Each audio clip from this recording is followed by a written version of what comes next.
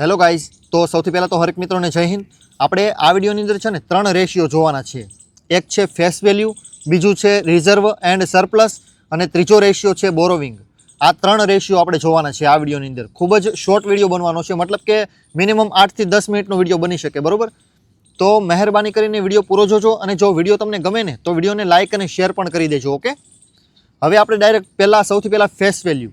Face value ratio શું બતાવે કે ભાઈ કોઈ પણ કંપનીનો શેર તમે ઘણીવાર શેર બજારની અંદર જોતા છો કે ભાઈ આ કંપનીનો શેર ભાંગવામાં આવ્યો, મતલબ કે આ કંપનીનો શેરનું સ્પ્લિટ છે.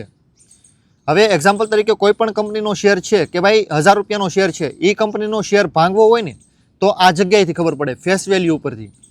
કંપનીના શેરની કિંમત દરરોજ બદલાયા રાખે, પરંતુ ફેસ વેલ્યુ એવું છે કે ભાઈ એ લાંબો સમય સુધી એમનો જ રહે કે ભાઈ 10નો ફેસ વેલ્યુ છે ને તો એ 10નો જ રહેશે. પછી થોડાક સમય બાદ, મતલબ કે અમુક 1-2 વર્ષ પછી એનો ફેસ વેલ્યુ ચેન્જ થાય, પરંતુ જે રીતે શેરની કિંમત બદલે ને એ રીતે ફેસ વેલ્યુ નહીં બદલે. તો ફેસ વેલ્યુનું રીઝન જ આ છે કે ભાઈ ક્યારેય પણ આપણે કોઈ પણ કંપનીનો શેર લઈએ ત્યારે આપણે એવું વિચારવું કે ભાઈ આ કંપનીનો શેર ખૂબ જ મોંઘો છે, ભવિષ્યમાં આ શેરનું સ્પ્લિટ થઈ શકે. તો એ વસ્તુ આપણને ક્યાંથી ખબર પડે? ફેસ વેલ્યુ પરથી. કોઈ પણ કંપનીને પોતાનો શેર સ્પ્લિટ કરવો હોય ને તો શેરની પ્રાઇસ ઉપર ન થાય. શેર કદાચ 5000નો હોય અથવા તો 50000નો અથવા તો 1.5 લાખનો હોય ને, એક્ઝામ્પલ તરીકે MRFનો શેર છે, બરાબર? એનું ફેસ વેલ્યુ જો 10થી અંદર છે અને એના શેરની કિંમત 1.5 લાખ રૂપિયા છે, હવે એ માણસે પોતાની કંપનીનો શેર અડધો કરવો છે ને તો નહીં થાય એનાથી. કેમ કે ફેસ વેલ્યુ 10ની હોય ને ત્યારે જ તો કોઈ પણ કંપની પોતાનો શેર સ્પ્લિટ મારી શકે, મતલબ કે ભાંગી શકે, 1ના 2 ભાગ કરી શકે અથવા તો 1ના 5 ભાગ પણ કરી શકે, બરાબર? જે રીતનો એનો સસ્તો કરવો છે શેર અને જે રીતનું એનું ફેસ વેલ્યુ કરવી છે ને એને મેનેજ કરીને એ રીતે એનું સ્પ્લિટ કરવાનું હોય. પરંતુ જો કોઈ પણ કંપનીનો ફેસ વેલ્યુ 10થી અંદર હોય ને તો એ માણસ પોતાનો શેર સ્પ્લિટ ન કરી શકે, ગમે એટલો મોંઘો હોય. તમને એમ થાય કે ભાઈ કોઈ પણ કંપની પોતાનો શેર સ્પ્લિટ ક્યારે કરી શકે કે ભાઈ જ્યારે કંપનીની શેરની કિંમત વધી જાય ત્યારે, પરંતુ એ વસ્તુ બિલકુલ ખોટી છે.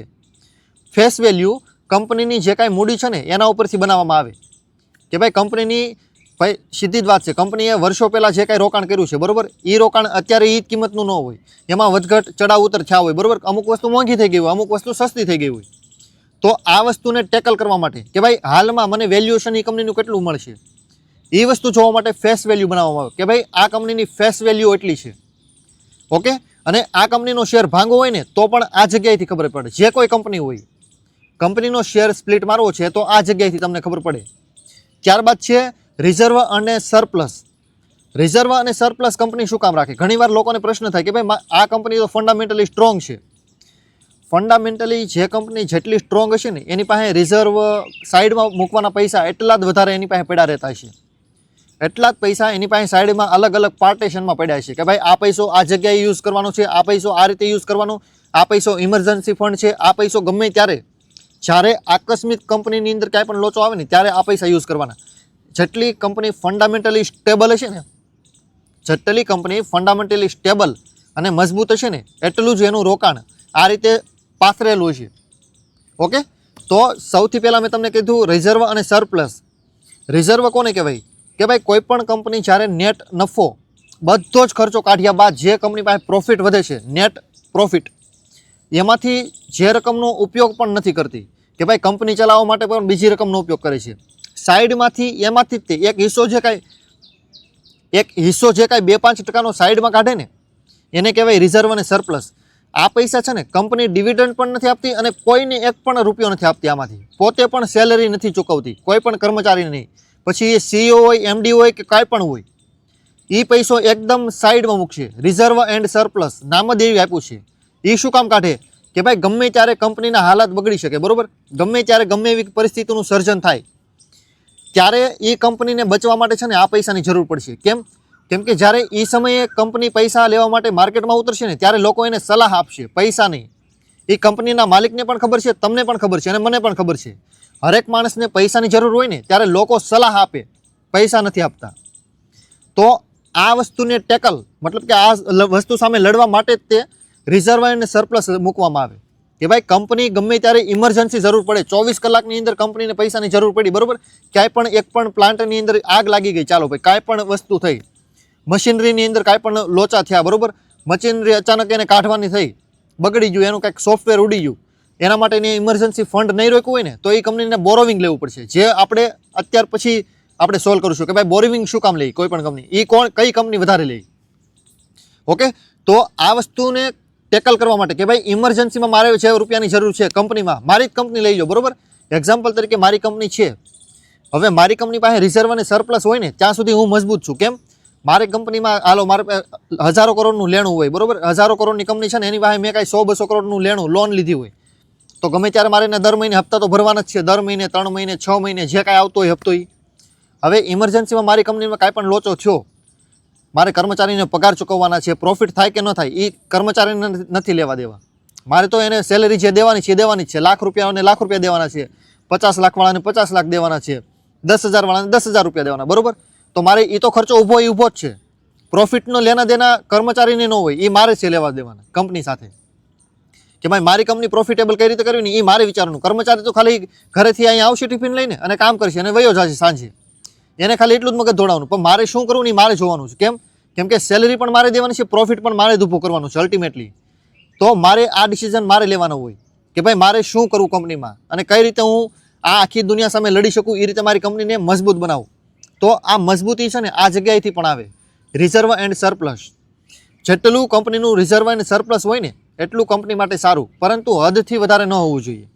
એનું પણ રીઝન છે, ઘણીવાર પ્રોમોટર છે ને બહુ રિસ્ક લેવાથી અટકતા હોય કે ભાઈ રિસ્ક લેવા માટે તૈયાર ન હોય તો એ કંપનીનું આગળ વધવું પણ મુશ્કેલ છે. કેમ? વિથઆઉટ રિસ્ક કયો માણસ આગળ વધવાનો છે? જો માણસ આગળ ન વધતો હોય તો કંપની તો બિલકુલ આગળ નથી વધવાની. કેમ કે કંપનીની અંદર તો હજારો કરોડનું પૈસાની જરૂર પડશે, 100 કરોડ મિનિમમ 100 કરોડનું અત્યારે કંપની ક્યાંક હારી તમારે દુનિયામાં ઊભી કરવી છે તો 100 કરોડ તો તમારે આરામથી જોઈ જશે. અગર કંપનીનો માલિક પૈસા જ નથી ઇન્વેસ્ટમેન્ટ કરતો, સારી જગ્યાએ કંઈ રોકતો જ નથી, કાંઈ શીખતો જ નથી, નવું ક્યાંક અપડેટ નથી લાવતો, કાંઈ પણ પ્રોડક્ટ કાંઈ પણ સર્વિસ ઊભી નથી કરતો તો એ માણસનું આગળ વધવું મુશ્કેલ છે, કંપનીમાંથી ગ્રોથ છીનવાઈ જશે. તો રિઝર્વ અને સરપ્લસ આ માટે જ રાખવામાં આવે કે ભાઈ ઇમરજન્સીમાં ગમે ત્યારે મારે લોનનો હપ્તો ભરવો છે અને કંપનીનો કાંઈ પ્રોફિટ ન થયો તો ત્યારે મારે લોકો મને શું આપશે? જ્ઞાન આપશે, પૈસા નહીં આપે. તો એટલા માટે તો હું રિઝર્વ અને સરપ્લસ રખાવીશ મારી કંપનીની અંદર. એક્ઝામ્પલ તરીકે મારી કંપની 100 કરોડની હોય ને તો મિનિમમ હું 50 કરોડ આસપાસનું તો ખાલી રિઝર્વ એન્ડ સરપ્લસ રાખીશ. કેમ કે આ પૈસામાંથી હું ગમે ત્યારે કાંઈ પણ મારી ઇમરજન્સીમાં પૈસાની જરૂર પડી, કોઈને પણ ચૂકવવાના થયા, આ પૈસા હું ચૂકવીશ 50 કરોડમાંથી. અને બાકીના સાઈડમાં 50 કરોડ બીજા હશે જે સરપ્લસ રિઝર્વ કાંઈ નહીં હોય, એ ખાલી મારા પર્સનલ હશે. શું કામ? કેમ કે ધંધામાં ગમે ત્યારે ઉતાર ચડાવ આવે, બરોબર. આ માટે રાખવાના આવે. આ માટે કોઈ પણ માણસ પોતાના માટે પણ, તમે તમારી ખુદની વાત કરો કે ભાઈ તમે પણ બચતની સાઈડમાં બચત રાખતા છો, કોઈને પણ જણાવ્યા વગર, કોઈ પણ માણસને કીધા વગર તમે પણ તમારા પૈસા થોડા ઘણા સાઈડમાં રાખતા હશો. કોઈ પણ માણસને નહીં ખબર હોય તમારી સિવાય. રાખો છો? સાચું છે ને? ખોટું તો કહેતો નથી, બધાને ખબર જ હોય. પણ અમે થોડાક ફાઇનાન્સમાં ઉતરેલા વધારે છે એટલે અમને આત્મવિશ્વાસ છે, હોય જ તે એમ. બાકી જે માણસને ફાઇનાન્શિયલ નોલેજ નથી એ માણસ પાસે નહીં હોય, એ માણસને બીજા પાસે હશે પૈસા કે ભાઈ તું મને કરી દે ને પૈસા 5000, એ રીતના હશે એના પાસે પૈસા, બરોબર. બાકી પૈસા હોય સાઈડમાં. તો હરેક માણસ પાસે રિઝર્વ એન્ડ સરપ્લસ હોય જ તે, કંપની હોય કે ન હોય, પરંતુ રિઝર્વ અને સરપ્લસ હરેક માણસ રાખે કે ભાઈ મારે દવાખાનું આવશે તો મારે એટલા રૂપિયાની જરૂર પડશે ગમે ત્યારે, બરોબર. આવવાનું છે આ નથી આવવાનું એ પછીની વાત, પણ જો આવશે તો આ પૈસાની મારે યુઝ થાય ને એટલા માટે હું સાઈડમાં રાખી દઉં. આને કહેવાય રિઝર્વ. કે ભાઈ ગમે ત્યારે મારે કાંઈ પણ ઇસ્યુ આવ્યો, નોકરી છૂટી ગઈ, મારે 2, 4, 6 મહિના 2 વર્ષ સુધી ઘર સરખું ચાલે ને એ રીતના હું સાઈડમાં પૈસા બચાવવાનું ચાલુ કરી દઉં, અત્યારે નોકરી છે ત્યાં સુધી. આને કહેવાય રિઝર્વ, બરોબર. કે જે પૈસા તમે ભવિષ્યની કાર્યક્ષમતા તમારી કે ભાઈ તમે ક્યાંય પણ અટકી ન જાઓ આ દુનિયામાં, એટલા માટે તમે જે પૈસા ઊભા કરો ને એને કહેવાય રિઝર્વ એન્ડ સરપ્લસ. કે ભાઈ જે પૈસાની તમે ગણતરી આ દુનિયાને નથી દેખાડતા, તમારા માઇન્ડમાં છે ખાલી, તમે બીજા કોઈને નથી કહેતા, નહીં તમારા ઘરનાને, નહીં તમારા મમ્મી પપ્પાને, ઝટ દઈને નથી કહેતા. ખબર એને હોય થોડી ઘણી, પરંતુ બીજા હેતુથી તમે કહો કે ભાઈ આ જગ્યાએ વાપરવાના છે, હકીકતમાં હોય એ માટેના પૈસા, એને કહેવાય રિઝર્વ અને સરપ્લસ, બરોબર. હવે ત્યારબાદ છે બોરોવિંગ. કોઈ પણ કંપની બોરોવિંગ શું કામ લે? કે ભાઈ ગમે ત્યારે કંપનીને પોતાનો ધંધો વિકાસ આગળ કરવો હોય ને, મતલબ કે કંપનીનું એક્સપેન્શન, કે ભાઈ કંપની વિસ્તાર વધારવો હોય, કંપની મોટી કરવી હોય ને, જ્યારે 100 કરોડમાંથી 1000 કરોડમાં લઈ જવી હોય અથવા તો 1000 કરોડમાંથી 10,000 કરોડમાં લઈ જવી હોય ત્યારે કંપની બોરોવિંગ લે. પરંતુ બોરોવિંગ વધારે કઈ કંપની લે? કે ભાઈ જે કંપનીના ફંડામેન્ટલ હજી તો બનવાના બાકી હોય, મતલબ કે કંપની હજી મજબૂત થતી હોય, થઈ નથી ગઈ, કંપની મીડિયમ હોય અથવા તો નાની હોય, એ કંપની સૌથી વધારે બોરોવિંગ લે. બાકી લાર્જ કેપ પણ લે, પરંતુ ઓલાની સરખામણીમાં ઓછું લે. કેમ કે લાર્જ કેપ પાસે ટ્રેક રેકોર્ડ આખો જબરદસ્ત હોય, આમ તાકતવર, પાવરફુલમાં પાવરફુલ માઇન્ડ સેટ હોય ને એ માણસને પણ એક પ્રકારે એમ મતલબ મશગુલ કરી જ દે કે ભાઈ આ કંપનીમાં તો રોકાણ કરવું જ જોઈએ, ભલે લાખ રૂપિયાનો શેર હોય તો પણ એટલું એનું ફંડામેન્ટલ મજબૂત હોય. અને એવી કંપની પાસે રિઝર્વ એન્ડ સરપ્લસ હોય, બરોબર. હવે જે કંપની પાસે રિઝર્વ એન્ડ સરપ્લસ જેટલા વધારે હોય ને એને બોરોવિંગ ઓછું લેવું પડે, પરંતુ જે કંપની નાની છે, બરોબર, એ કંપની પાસે રિઝર્વ એન્ડ સરપ્લસ તો છે નહીં, તો એ કંપનીને છે ને લેણું, લોન, બોરોવિંગ, ડેપ્ટ, એક પ્રકારે ડેપ્ટ લેવું પડે, બરોબર, મતલબ કે લેણું કરવું પડે, ત્યારે જ કંપનીનો વિકાસ થાય. હવે રિઝર્વ એન્ડ સરપ્લસ નથી ત્યારે જ લીધું છે. અને આ ક્યાં વપરાય કે ભાઈ પ્લાન્ટનું મોટું ક્યાંક કરવું છે, બીજો પ્લાન્ટ ખોલવો છે બીજા શહેરમાં, બીજા રાજ્યમાં, અથવા તો બીજા કોઈ દેશમાં. ઘણીવાર ઘણા બધા કંપનીઓ જાય જ છે, તમને ખબર જ હશે કે ભાઈ અદાણી કંપની બધા ગ્રુપ ઘણા બધા દેશોમાં છે, ટાટા ગ્રુપ પણ ઘણા બધા દેશોમાં છે, રિલાયન્સ પણ છે, થોડું ઘણું ભલે માની લો હશે, ઝોમેટો પણ છે. ઝોમેટો તો હમણાં આજકાલની ઊભી થયેલ કંપની છે. ઝોમેટોનું પણ દુબઈમાં પણ કામ છે અને શાયદ બીજા પણ નાના બધા એશિયન કન્ટ્રી છે એની અંદર પણ કામ છે. તો આવા બધા કામ જ્યારે કંપનીને એક્સપેન્શન કરવું હોય કંપનીને, ત્યારે કંપની લેણું લે. અને જો રિઝર્વ એન્ડ સરપ્લસ હોય તો આ કામ આમાંથી પણ થઈ શકે, બરોબર. પણ રિઝર્વ એન્ડ સરપ્લસ ન હોય તો બોરોવિંગ લેવાનું થાય. આ ઉપયોગ મેન છે બોરોવિંગનું. લેણું ભરવા માટે ઘણીવાર કોઈ પણ કંપની નાની હોય, ચાલો પ્રોફિટ નથી જો, બરોબર, કંપનીએ લોન લીધી છે, લોનનો હપ્તો તો ભરવો પડશે, હપ્તો નહીં ભરે તો કંપનીની ક્રેડિટ ડાઉન થાય કે ભાઈ આ કંપની ઇન્સોલ્વન્સી તરફ જાય છે, મતલબ કે નાદારી જાહેર કરવા તરફ ભાગવા મળી છે. કેમ? પ્રોફિટ થતો નથી, હપ્તા માથે ચડે છે, વ્યાજનો રૂપિયો લગાતાર માથે ચડતો જાય છે, પ્રોફિટ લગાતાર ઘટતો જાય છે. તો એ સંજોગોમાં છે ને આ વસ્તુ પાછું કંપની લોન લઈ અને નવી લોનથી જૂની લોન ભરે કે ભાઈ સસ્તા વ્યાજ દરે કાંઈ અપડેટ થયું હોય રેપો રેટ, તો એને સસ્તા વ્યાજ દરે મળે ને તો થોડા ઘણા રૂપિયા એને ઓછા ભરવાના થાય. હવે થોડા ઘણા આપણને એમ લાગે થોડા ઘણા, પણ હકીકતમાં કંપનીનું લેણું જોવો ને તો કરોડો રૂપિયાનો એને ફાયદો થતો હોય કે ભાઈ ખાલી ટકાવારી ઘટી જાય ને વ્યાજની તો પણ એને 1-2 કરોડ 5-10 કરોડ જે રીતનું એનું લેણું હોય એ રીતનું એનો ફાયદો થાય. તો આ કારણથી લેણું લે કોઈ પણ માણસ. પ્લાન્ટ વધારવો હોય, કંપનીમાં કાંઈ પણ નવા જૂનું ક્યાંક અપડેટ લાવવું હોય, કંપની પાસે પૈસા ન હોય ને જ્યારે નવું ક્યાંક કરવા માટે અથવા તો કાંઈ પણ જરૂરિયાત વસ્તુ પૂરી કરવા માટેના પૈસા ન હોય ને ત્યારે કંપનીને બોરોવિંગ લેવું પડે. ઈચ્છા હોય કે ન હોય તો પણ બોરોવિંગ લેવું પડે. ઓકે, તો આ 3 રેશિયો મેન છે. આ 3 રેશિયો પણ જોવાના હોય. કયા કયા? ફેસ વેલ્યુ, કંપનીનો શેર સ્પ્લિટ થશે કે નહીં, કંપનીનો શેર અડધો કરશે કે નહીં કંપની, એ અહીંથી ખબર પડે. 1000 રૂપિયાનો શેર 500 રૂપિયાનો કરશે કે 200 વાળા 5 શેર કરશે, એ ફેસ વેલ્યુ ઉપરથી ખબર પડે. ફેસ વેલ્યુ 10ની હોય ને તો કંપનીનો શેર સ્પ્લિટ થઈ શકે, બાકી ન થઈ શકે. ત્યારબાદ રિઝર્વ એન્ડ સરપ્લસ, કંપનીની એક પ્રકારની તાકાત બતાવે કે ભાઈ કંપની કેટલી મજબૂત છે. રિઝર્વ એન્ડ સરપ્લસ જેટલું વધારે હોય ને એટલું સારું, પરંતુ બહુ વધારે હોય એ સારું નહીં. એક્ઝેક્ટલી, કારણ કે આ દુનિયામાં પૈસો ઇન્વેસ્ટમેન્ટ કરવા માટે છે, બચાવવા માટે કે પછી તમે એક જગ્યાએ કબાટમાં મૂકી રાખો એટલા માટે નથી આપ્યું. ઓકે, આ માટે રિઝર્વ એન્ડ સરપ્લસ છે કે ભાઈ પૈસો સારી રીતે કાર્યક્ષમ રીતે કઈ કંપની યુઝ કરી શકે છે. ઓકે, ત્યારબાદ છે બોરોવિંગ. બોરોવિંગની અંદર કંપનીને જે વસ્તુની જરૂરત છે અથવા તો જે વસ્તુ પૂરી કરવી છે, જે કંપનીને આગળ વધવું છે, જે વસ્તુ કંપનીને જરૂર પડી જ છે પૈસાની, એ કંપની બોરોવિંગ લે. અને લેવું પણ પડે. કંપની બચાવવી હોય તો લેવું પડશે. કેમ કે કંપની વસ્તુ એવી છે કે ભાઈ એને ખાલી ચાલવા માટે છે ને અમુક મહિના માટે પણ કરોડો રૂપિયાની જરૂર પડે. આપણું સામાન્ય જીવન હોય ને તો પણ આપણે 10-20 હજાર લાખ રૂપિયાની જરૂર પડે 2-4 મહિના ધંધો ન ચાલે ને તો કંપની આખી જેની અંદર ઘણા બધો સ્ટાફ કામ કરતો હોય, લોકો નથી કહેતો કેટલા છે, અંદાજિત ગણી લો તમારી રીતે તમારી જે મનમાં આવતી રકમ, તો એટલા માટે જ તે બોરોવિંગ લેવું પડે કંપનીને કે ભાઈ સ્ટાફ સચવાઈ રહી અને એનો ધંધો લગાતાર ધીમે ધીમે ચાલ્યા કરે. કેમ કે સમય છે ને ચડાવ ઉતાર આવ્યા રાખે, બરોબર, એનો કાંઈ ભરોસો ન હોય કેટલો આવશે. 2-4-6 મહિના કંપનીનો ધંધો ધીમો પણ ચાલે, બંધ પણ થઈ શકે.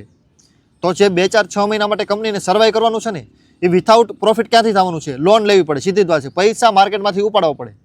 ક્યાંથી ઉપાડે? એ તમારા મારા માધ્યમથી લોન આપે, મતલબ કે એક પ્રકારે શેર તમને આપે અને આપણે એને પૈસા આપીએ શેરના માધ્યમથી. આ રસ્તો હોય. આ રસ્તો જો ખુલ્લો ન હોય તો પછી લોન લે અથવા તો બીજો કાંઈ પણ કોર્પોરેટ હાઉસમાં જાય, જે કરવું એ કરે, બાકી પૈસો એને ઊભો કરવો પડશે. જ્ઞાન દીધે પૈસાને કંપની નથી હાલવાની, એને ખબર છે. કેમ કે કંપનીને જ્યારે પૈસાની જરૂર પડે ને ત્યારે પૈસાની જ જરૂર હોય, જ્ઞાનની નહીં. અને લોકો જ્ઞાન આપે, પૈસા નહીં. ઓકે, તો આ 3 રેશિયો પણ મહેરબાની કરીને પૂરા જોશો. અને જો વિડીયો તમને ગમે ને તો વિડીયોને લાઇક અને શેર કરજો અને ચેનલને પણ સબસ્ક્રાઈબ કરી લેજો, બરોબર. તો જે લોકો શેર બજારની અંદર આંખું બંધ કરીને રોકાણ કરે છે ને એ લોકો માટે સૌથી વધારે મહત્વનું છે કે ભાઈ આંખું ખુલ્લી રાખીને આ રેશિયો શું કહે છે ને એ જાણીને સમજીને રોકાણ કરાય. આ બધા રેશિયો એટલા મહત્વના છે. તો thank you so much for watching this videos.